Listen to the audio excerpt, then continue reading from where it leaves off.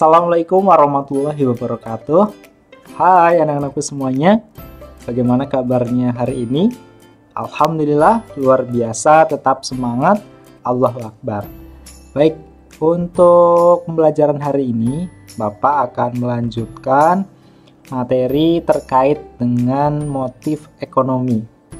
Ya, jadi apa aja sih motif-motif ekonomi dan juga pengertian-pengertiannya ya, akan Bapak sampaikan di materi IPS untuk pertemuan hari ini. Oke, yuk nggak usah lama-lama, kita langsung aja ke materinya. Baik, yang pertama Bapak akan sampaikan terkait dengan pengertian dari motif ekonomi.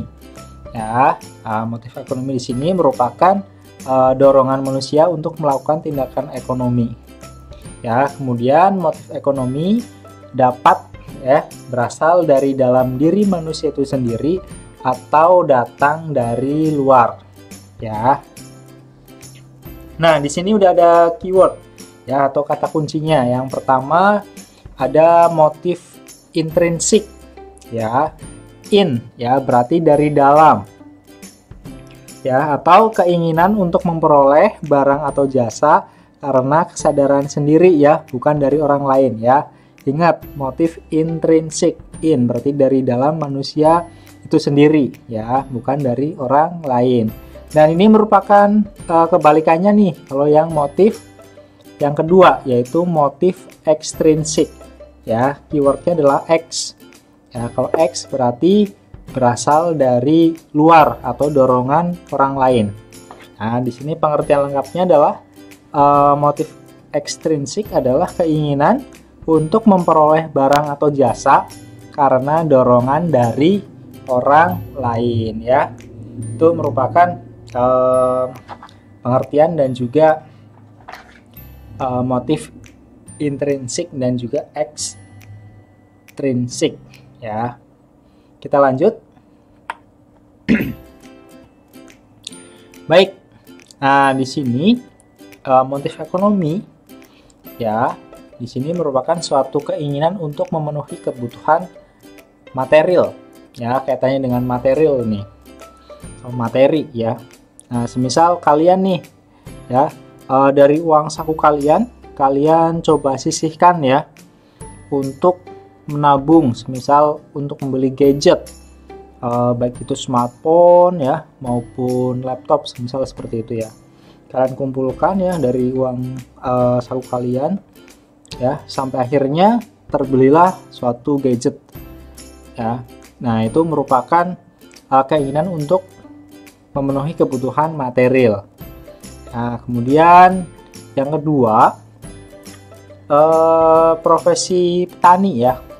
Mereka bercocok tanam untuk memenuhi kebutuhan makan ya. Jadi petani ya, mulai dari prosesnya dari benih ya, kemudian merawat ya tanaman padinya ya sampai dengan panen ya. Kemudian di sini untuk memenuhi kebutuhan makan seperti itu ya. Itu merupakan contoh sederhana dari keinginan untuk memenuhi kebutuhan yang bersifat material ya. Kemudian yang selanjutnya adalah keinginan untuk mencari laba ya, laba atau keuntungan ya. Jadi motif ekonomi selanjutnya adalah ya ketika kita ingin mencari laba atau keuntungan ya. Ini ada beberapa cara ya. Yang pertama yaitu membuka suatu usaha dagang atau bisnis ya. Nah, di sini ketika kita berdagang atau berbisnis, kita pasti ya menginginkan atau mencari suatu keuntungan atau laba dalam hal ini ya. Jangan sampai ketika kita punya usaha malah jadi rugi ya. Nah, nanti usahanya gulung tikar ya, seperti itu. Kemudian di sini contoh usaha yang lain, semisal usaha jasa ya. Dalam hal jasa ini contohkan salon ya, atau kalau yang laki-laki biasanya di barbershop ya untuk memotong rambut ya. Dia memberikan pelayanan terbaik agar pelanggannya puas dan pasti akan datang kembali ya. Jadi dia punya servis yang bagus ya pada para pelanggannya ya, untuk menarik pelanggannya agar tidak kabur ya istilahnya, agar nanti datang lagi seperti itu. Kemudian di sini Paris contohkan kembali seperti produsen mebel ya. Dia memilih bahan baku kayu yang berkualitas untuk memproduksi barang. Jadi suatu bahan baku ya, ketika bahan bakunya bagus pasti akan berdampak kepada hasil barang jadinya ya, pasti akan sangat mempengaruhi. Jadi dari bahan mentahnya itu, dari kayunya itu harus memang dari bahan yang berkualitas ya. Itu biasanya yang dicari konsumen ya, seperti itu. Oke, kita lanjut untuk motif ekonomi berikutnya, yaitu keinginan untuk mencapai kemakmuran ya. Dalam hal ini ya kaitan dengan kesejahteraan juga ya. Nah, untuk mencapai kesejahteraan ya, dan bermanfaat untuk orang lain ya, ini motif ekonomi. Jadi nanti ketika kalian sudah dewasa ya, sudah punya usaha sendiri ya, mungkin punya bisnis, kemudian sudah bekerja ya, kalian pasti ingin bermanfaat untuk diri kalian sendiri dan juga orang lain ya, terutama untuk keluarga, seperti itu. Kemudian ketika kalian sudah sukses ya, misal dalam hal pekerjaan, mungkin kalian sudah mampu untuk membangun usaha untuk bisnis, kemudian untuk menghasilkan keuntungan atau laba itu sendiri ya, seperti itu. Nah, di sini motif non ekonomi. Kalau tadi kan motif ekonomi, ini yang non ekonomi ya. Yang pertama ada motif kedudukan ya. Motif kedudukan ini kaitannya dengan suatu jabatan ya, atau dorongan untuk memperoleh suatu kekuasaan ya. Semisal di sini Paris contohkan, misal seseorang ya, yang dia merupakan seorang karyawan yang mempunyai perusahaan yang besar, semisal dia sangat bekerja keras ya, bekerja dengan tekun, dengan gigih, seperti itu. Dia berharap untuk mendapatkan uang yang cukup, semisal untuk mengikuti pencalonan semisal bupati atau wali kota ya. Itu untuk motif untuk mencari kedudukan atau kekuasaan. Kemudian yang kedua adalah motif sosial. Nah, di sini motif sosial ini merupakan motif yang ditujukan atau diajukan untuk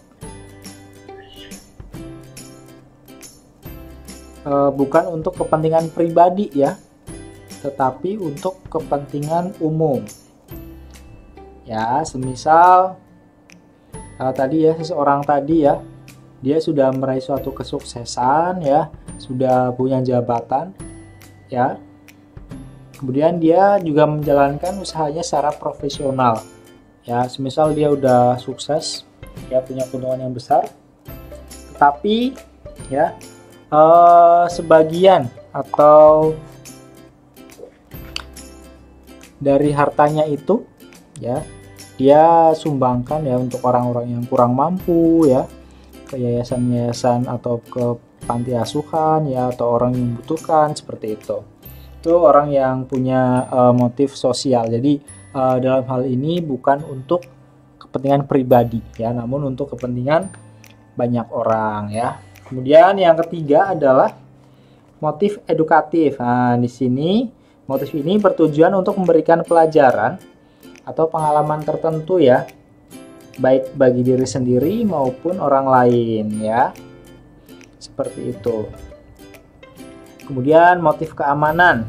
Nah, yang terakhir merupakan suatu dorongan untuk menciptakan keamanan ya, baik untuk diri pribadi maupun lingkungan sekitar ya. Di sini Pak Lesti bisa contohkan untuk menciptakan keamanan perusahaannya, misal seorang dapat mengangkat petugas keamanan. Nah, misal di kita ya di daerah Citra Raya gitu ya, untuk menciptakan suatu keamanan ya, pasti dia membuka atau mengangkat misal security kayak gitu ya, yang ada di perumahan kalian mungkin ya, ada security atau satpam komplek ya.